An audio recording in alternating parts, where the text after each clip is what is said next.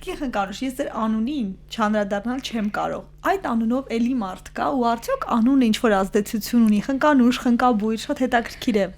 Անկեղծ ասած անունս հայրիկս է դրել, Խունկ եւ Անուշ։ Իր անունը Խնկո էր,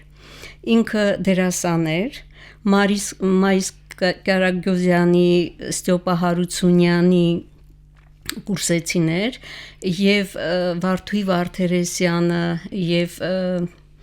շատ դերասաններ մեր տանը շատ հաճախ են եղել ու ինքը երբ որ ես առաջինը ծնվել եմ ինքը որոշել է ինքն է ստեղծել այս անունը Խնկանուշ, Խնկոյի Անուշ, բայց նաև խնկաբույր խունկ բառն է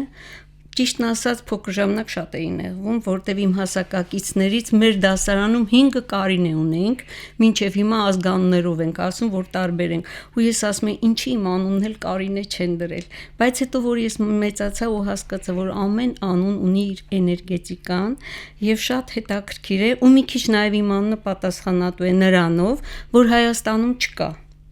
որովհետև լավ բան էլ անեմ, վատ բան էլ անեմ, կիմանամ, որ ես եմ։ Ես վերջում լսել եմ, որ Աբովյան քաղաքում ինչ որ 22 տարեկան աղջիկ կա, պետք է փնտրեմ ու գտնեմ։ Տիկին Խնկանուշ, դուք 4 երեխա ունեք համատեղ։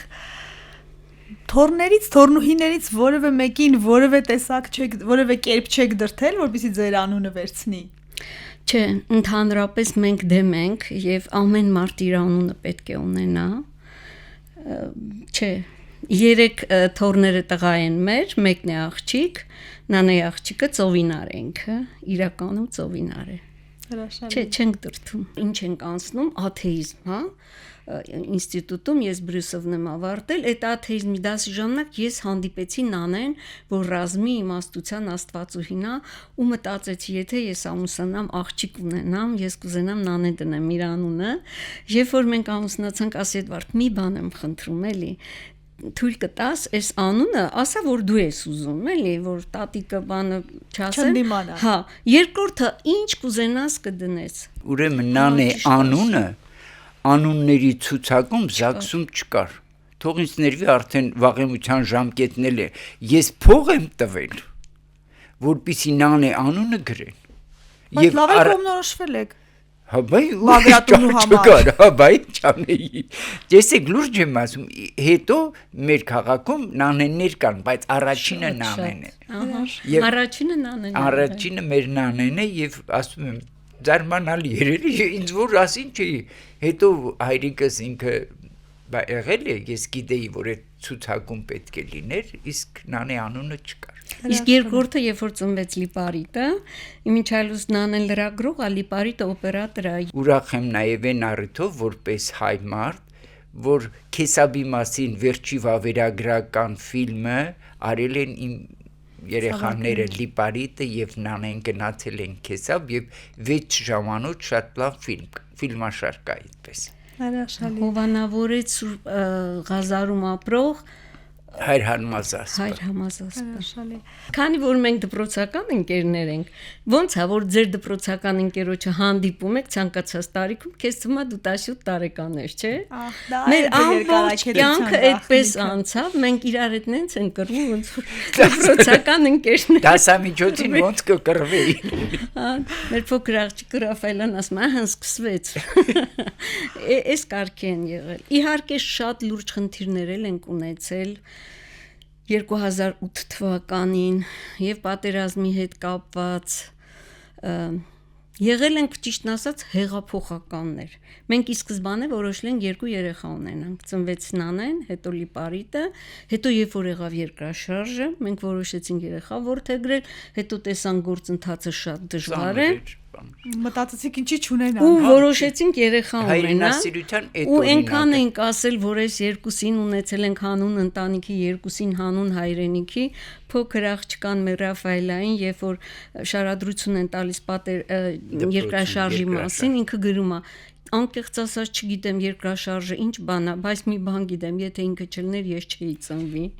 Գայանեն եւ Ռաֆայելան ծնվեցին երկրաշարժից հետո կոնֆլիկտները բերում են զարգացման բայց դե ցանցրույթի գործոնն էլ կա դուք համարյա կեսդար միասին եք լինում են պահեր որ հոգնում եք իրարից որ պիտի հեռու մնաք հարց ուղում եմ պարոն Ասատրյանին հա դա կլիներ եթե ինքս ինձնով չսպաղվեի ես պարապ չեմ լինում, անգամ երբեմն Եղեգնաձորում ասում են Երևան ես լինում, ասում եմ ինչի, ասում եմ չես գալի գյուղամեջ էլ այնտեղ բազարի խաշմերուկ ունենք, չէ, ես միշտ գործ ունենում եմ, անգամ այն պարապությունից են կռվում, կարծում եմ, ինքը միշտ իր գործն է ունենում, եսիմ երբեմն միասին ենք ունենում, ասենք թե երեխաների խնամքի ցերեկային կենտրոն, բան, հա, մեկս մեզ անում, մեկս, բայց փորձում ենք ամեն մեկս կայանալ։ Ես ասենք թե լուսանկարչություն եմ անում, ինքը երբեք չխառնում, եթե չասեմ երևի բոլոր ընկերուհիներին նկարել եմ գնում։ Խառնում, ինչ-որ մի կերպ միջամտում։ Հա, օգնում է, էլ էսպես, կամ չգիտեմ, ցուցահանդես բան եմ անում, էլի կողքիս է։ 70 ինչ տարիք է։ 70-ը 70-ը կյանքը սկսելու տարին է։ Հա, ես նոր հասկացա, որ ինչքան գործ կա դեռ անելու, ինչքան բան կա սովորելու, եւ անգամ մեր այդ վերջի շրջագայությունը ինձ համար, որ ինձ ասեին ապտակ ստանաս հերթական անգամ 70 տարեկանում, որովհետեւ Էդվարդ Բագրատունին գնաց եւ չէր կարողանում խոսել իրենց հետ։ Ես լեզու կսովորեմ։ Որ լեզուն եք սովորելու։ Անգլերեն եմ սովորելու, որովհետեւ Ֆիլիպինցին եկելա խոսում է։ Հնդիկները բոլորը խոսում էին Թայվանից կար, Էդվարդը չի խոսում։ Երկրորդ շնչառություն վերցնելու ժամանակն է, փաստորեն։ Հա, փաստորեն ես բաց թողում ունեի, եւ ես անպայման կողեմ առաջ կայեմ դա։ Տիկին Խնկանուշ, ձեզ համար 70 ինչ տարիք է։ 7 թիվը ինձ համար շատ հետաքրքիր թիվ է։ Տարիներ առաջ, երբ որ ես Գերմանիայում էի 2 ամսով, Գյոթե ինստիտուտում վերապատրաստման էի, ես աստվածաշունչ նվեր ստացա ամերիկացի քահանա, որը ծառայում էր գերմանական եկեղեցում, ինձ նվիրեց այդ աստվածաշունչը եւ ասեցին, որ գիտես, ձեր ազգի մասին պետք է ինչ-որ բան ներկայացնեք, ու ես շատ հետաքրքիր էր, ինձ ներսից ասվեց վերցրու այդ աստվածաշունչը գնա ու գրի Այբուբենը ձեր եւ խոսա դրա մասին։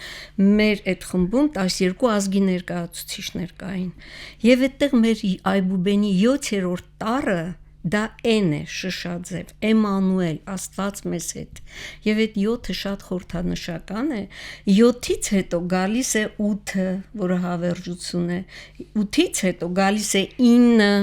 այսինքն երբ որ ես դառնամ 90 տարեկան, ես հասկանում եմ, որ մի բան ավարտվում է եւ մի նոր բանի սկիզբ է։ 100-ամյակի սկիզբն, հա։ Հրաշալի։ Ես հիմա խոստանամ ձեզ, որ մեր +- 100 շարքում մենք հանդիպելու ենք։ Հա, 100-ին ես պատրաստ եմ։ Անպայման, ես այցելելու եմ ձեզ։ Շնորհակալ եմ, որ այսօր եկաք, որ այս հումորով դրական հաղորդումը ստացանք, հուսամ ձեզ էլ այն դուր եկավ։ Շատ շնորհակալ եմ։ Շնորհակալ ենք, հաճելի։ Այո, իհարկե շատ բաներ ունենք խոսելու։ Հանդիպելու ենք դեռ։